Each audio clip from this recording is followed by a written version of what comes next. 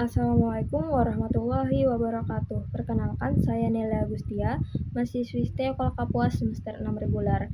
Saya di sini akan mereview tentang realitas Indonesia per hari ini. Indonesia saat ini sedang berada dalam fase yang cukup menantang. Berbagai persoalan ekonomi, sosial, dan politik muncul secara bersamaan, sehingga menjadi perhatian masyarakat. Di satu sisi, pemerintah berusaha menjalankan berbagai program pembangunan dan kesejahteraan, tetapi di sisi lain, masyarakat juga menghadapi berbagai kesulitan yang dirasakan langsung dalam kehidupan sehari-hari. Mulai dari persoalan anggaran negara, kenaikan harga kebutuhan pokok, isu korupsi, hingga berbagai demonstrasi yang terjadi di sejumlah daerah menjadi gambaran bahwa Indonesia sedang menghadapi dinamika yang cukup kompleks. Sebagai masyarakat, penting bagi kita untuk melihat kondisi ini secara objektif, baik dari sisi keberhasilan maupun kekurangan yang masih perlu diperbaiki. Salah satu isu yang banyak dibahas adalah yang pertama tentang tekanan fiskal dan moneter terhadap anggaran pendapatan dan belanja negara (APBN). Pemerintah memiliki tanggung jawab besar untuk membiayai berbagai kebutuhan negara, seperti pembangunan pendidikan, kesehatan, bantuan sosial, hingga program-program baru yang menjadi prioritas pemerintahan saat ini. Namun, kebutuhan anggaran yang terus meningkat seringkali tidak sebanding dengan penerimaan negara yang tersedia. Kondisi ekonomi global yang belum sepenuhnya stabil juga terus mempengaruhi kemampuan pemerintah dalam mengelola keuangan negara. Tekanan ini membuat pemerintah harus lebih cermat dalam menentukan prioritas pengeluaran agar tidak menimbulkan masalah fiskal yang lebih besar di masa depan. Menurut saya, pengelolaan APBN harus dilakukan secara transparan dan efisien, karena setiap dana yang digunakan pada dasarnya berasal dari rakyat dan harus kembali untuk kesejahteraan rakyat.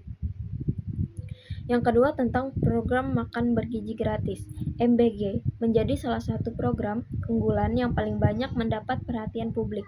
Program ini bertujuan untuk meningkatkan kualitas gizi anak-anak Indonesia sekaligus membantu keluarga dalam memenuhi kebutuhan pangan. Dari sisi tujuan, program ini tentu sangat baik karena menyentuh kebutuhan dasar masyarakat dan berpotensi meningkatkan kualitas sumber daya manusia Indonesia di masa depan. Namun, pelaksanaan program ini juga menimbulkan berbagai pertanyaan, terutama terkait besarnya anggaran yang dibutuhkan dan kesiapan pelaksanaannya di seluruh wilayah Indonesia. Banyak pihak mendukung karena melihat manfaat jangka panjangnya, tetapi ada juga yang khawatir apabila pengawasan tidak dilakukan dengan baik, maka akan muncul berbagai masalah dalam distribusi maupun penggunaan anggaran. Menurut saya, program ini memiliki potensi yang sangat baik selama dijalankan secara tepat sasaran dan diawasi dengan ketat agar manfaatnya benar-benar dirasakan oleh anak-anak yang membutuhkan. Ketiga, tentang fenomena demonstrasi yang masih sering terjadi, menunjukkan bahwa masyarakat Indonesia masih aktif dalam menyampaikan aspirasi dan kritik terhadap pemerintah. Demonstrasi merupakan bagian penting dari kehidupan demokrasi karena memberikan ruang bagi masyarakat untuk menyuarakan pendapatnya. Dalam beberapa waktu terakhir, berbagai aksi demonstrasi dilakukan oleh mahasiswa, buruh, maupun kelompok masyarakat lainnya yang merasa memiliki kekhawatiran terhadap sejumlah kebijakan pemerintah. Beberapa demonstrasi muncul karena persoalan ekonomi, kesempatan kerja, kenaikan harga kebutuhan pokok, hingga isu transparansi pemerintahan. Menurut saya, demonstrasi bukanlah sesuatu yang harus dianggap negatif. Selama dilakukan secara damai dan sesuai aturan, justru melalui demonstrasi, pemerintah dapat mengetahui secara langsung apa yang menjadi keresahan masyarakat sehingga dapat menjadi bahan evaluasi dalam mengambil kebijakan. Keempat, tentang korupsi, masih menjadi masalah yang sangat sulit diberantas di Indonesia. Meskipun berbagai lembaga penegak hukum telah bekerja keras dalam menangani kasus korupsi, kenyataannya masih banyak kasus yang terungkap dari tahun ke tahun. Korupsi tidak hanya menyebabkan kerugian keuangan negara, tetapi juga merusak kepercayaan masyarakat terhadap pemerintah dan institusi publik. Dana yang seharusnya digunakan untuk pembangunan, pendidikan, kesehatan, dan kesejahteraan seringkali disalahgunakan demi kepentingan pribadi atau kelompok tertentu. Menurut saya, korupsi merupakan salah satu hambatan terbesar dalam pembangunan Indonesia. Selama praktik korupsi masih terjadi, akan sulit bagi negara untuk mencapai kesejahteraan yang merata. Oleh karena itu, penegakan hukum harus dilakukan secara tegas tanpa memandang jabatan, kekuasaan, maupun kedekatan politik. Kelima, tentang efektivitas kabinet dan berbagai program Presiden Prabowo juga menjadi topik yang banyak diperbincangkan masyarakat. Sebagai pemerintah yang masih relatif baru, tentu masyarakat memiliki harapan besar terhadap berbagai janji dan program yang telah disampaikan selama masa kampanye. Beberapa program mulai dijalankan dan menunjukkan perkembangan, tetapi masyarakat juga menunggu hasil nyata yang dapat dirasakan secara langsung.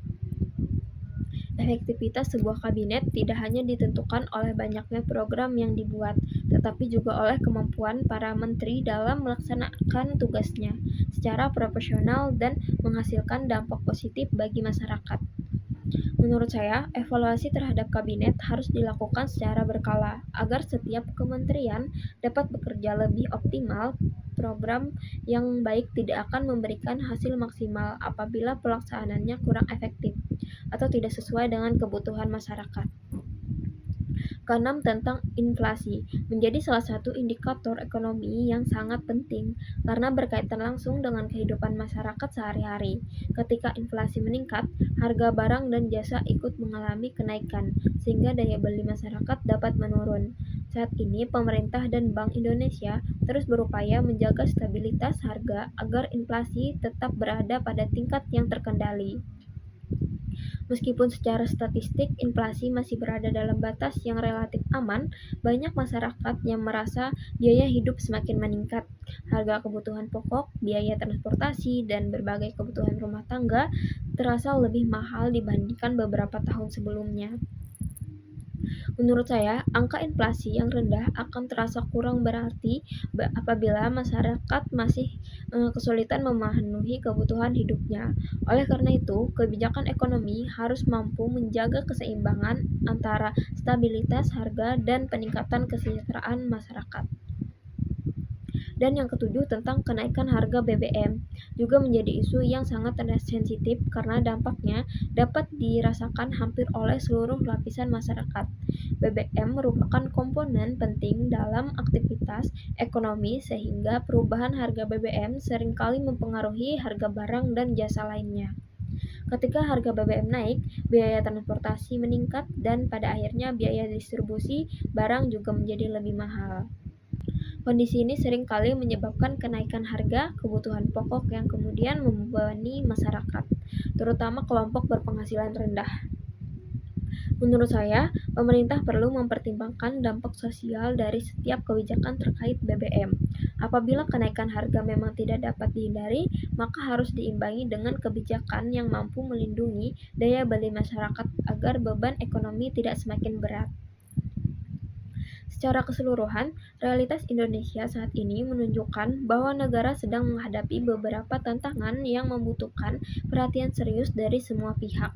Pemerintah memiliki tanggung jawab besar dalam menjaga stabilitas ekonomi, meningkatkan kesejahteraan masyarakat, serta memastikan bahwa setiap kebijakan yang dibuat benar-benar memberikan manfaat bagi rakyat. Di sisi lain, masyarakat juga memiliki peran penting dalam mengawasi jalannya pemerintahan dan menyampaikan aspirasi secara konstruktif. Menurut saya, Indonesia memiliki potensi yang sangat besar untuk berkembang menjadi negara yang lebih maju. Namun, potensi tersebut hanya dapat terwujud apabila pemerintah, masyarakat, dan seluruh elemen bangsa mampu bekerja sama dalam menghadapi berbagai tantangan yang ada. Saya berharap ke depan Indonesia tidak hanya mengalami pertumbuhan ekonomi yang baik, tetapi juga mampu menghadirkan keadilan, kesejahteraan, dan kualitas hidup yang lebih baik bagi seluruh rakyatnya. Sekian review dari saya, terima kasih. Wassalamualaikum warahmatullahi wabarakatuh.